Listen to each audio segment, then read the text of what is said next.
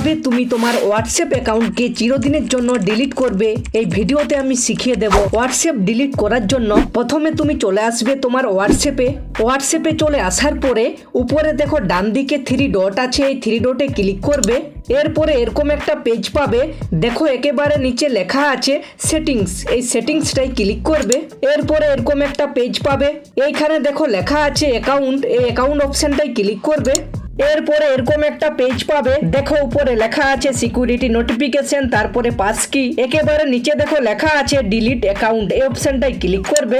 এরপর এরকম একটা পেজ পাবে, উপরে লেখা আছে if you delete this account, তুমি কি অ্যাকাউন্টটা ডিলিট করতে চাও। এরপর নিচে লেখা আছে চেঞ্জ নাম্বার ইনস্টেড, তুমি কি তোমার হোয়াটসঅ্যাপের নাম্বারটা চেঞ্জ করতে চাও। তারপরে নিচে স্ক্রল করবে, দেখো নিচে লেখা আছে কান্ট্রি, তারপরে ফোন নাম্বার, এখানে কান্ট্রি লেখাটাই ক্লিক করে তুমি তোমার কান্ট্রি সিলেক্ট করবে।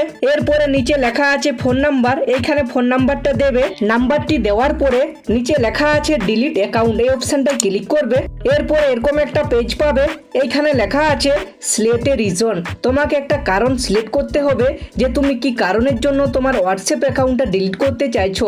এখানে রিজনে ক্লিক করবে, যে কোনো একটা রিজন ক্লিক করবে। এরপরে নিচে দেখো লেখা আছে ডিলিট অ্যাকাউন্ট, এই অপশনটাই ক্লিক করে দেবে। আবার এখানে ডিলিট অ্যাকাউন্ট লেখাটাই ক্লিক করবে। আমাদের অ্যাকাউন্টটা কিন্তু ডিলিট হচ্ছে, আমাদের অ্যাকাউন্টটা কিন্তু পার্মানেন্টলি ডিলিট হয়ে গেল।